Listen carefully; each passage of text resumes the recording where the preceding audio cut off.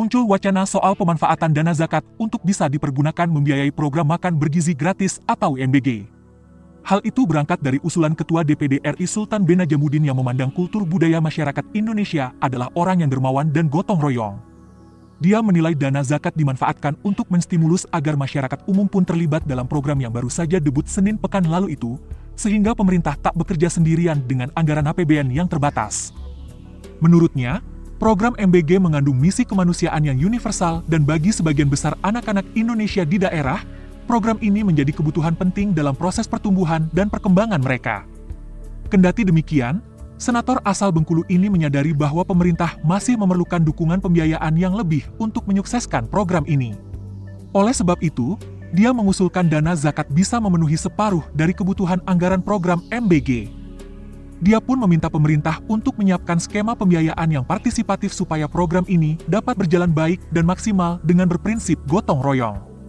Dia mempercayai masyarakat juga organisasi kemasyarakatan khususnya Ormas Islam seperti Muhammadiyah dan NU akan menyambut baik dan mendukung penuh usulan inovasi pembiayaan ini.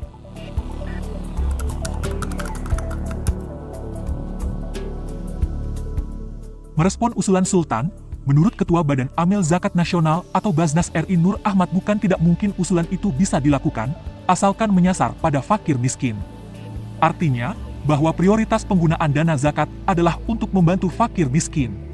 Nantinya, lanjut Nur, Basnas akan memverifikasi terlebih dahulu, mana pihak fakir miskin yang dimaksud dan mana pihak yang tak terkategorikan sebagai fakir miskin.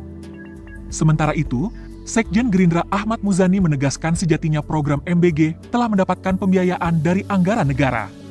Namun, jika memang Basnas berencana dan tak keberatan menggunakan dana zakat untuk membiayai MBG, Muzani menekankan haruslah menyasar pada asnaf atau orang-orang yang berhak mendapatkan manfaat dari pembagian zakat. Dia menambahkan, penting untuk memastikan bahwa muzaki atau orang yang membayar zakat memang memperuntukkan hartanya guna mendukung program MBG. Dengan begitu, penggunaan dana zakat dianggap tak menjadi masalah. Artinya, maksud orang menitipkan zakatnya kepada Basnas itu kan bukan untuk MBG. Menurutnya kalau memang dimaksudkan untuk MBG, enggak ada masalah. Yang penting sesuai dengan asnaf. Ketua Umum PBNU Yahya Khalil Stakuf atau Gus Yahya berpendapat penggunaan dana infak dan sedekah lebih longgar ketimbang penggunaan zakat, bila mana memang ingin membiayai program MBG melalui pemanfaatan dana ZIS. Menurut Gus Yahya, pemanfaatan dana zakat diatur secara fikih tentang siapa saja yang berhak menerimanya. Dalam ketentuan agama, ada 8 asnaf atau penerima manfaat yang boleh mendapatkan manfaat zakat.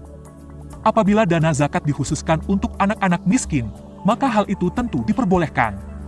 Namun, sasaran MBG jauh lebih luas bagi seluruh siswa, ibu hamil, hingga balita yang mesti dispesifikan agar masuk dalam 8 asnaf. Maka dari itu, menurut dia, usulan penggunaan dana zakat untuk mendukung program makan bergizi gratis perlu dikaji lebih dalam agar tepat sasaran.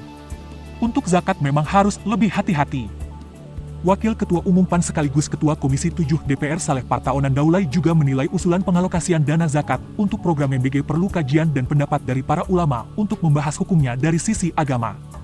Dia memandang salah satu hal yang mungkin akan diperdalam adalah mengenai pembagian kategori siswa penerima program MBG bisa untuk menerima zakat. Karena di antara para siswa itu ada juga yang berasal dari keluarga mampu dan bahkan berasal dari beragam agama.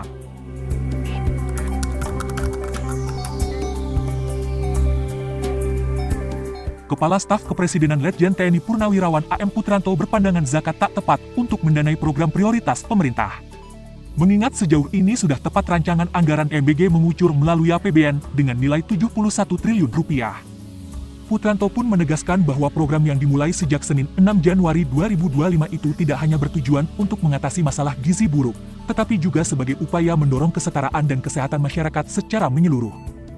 Menurutnya, zakat bukan untuk MBG, karena Presiden sudah berniat baik dan tulus untuk memberikan terbaik untuk bangsa Indonesia kepada siswa-siswa, ibu hamil, dan pondok pesantren.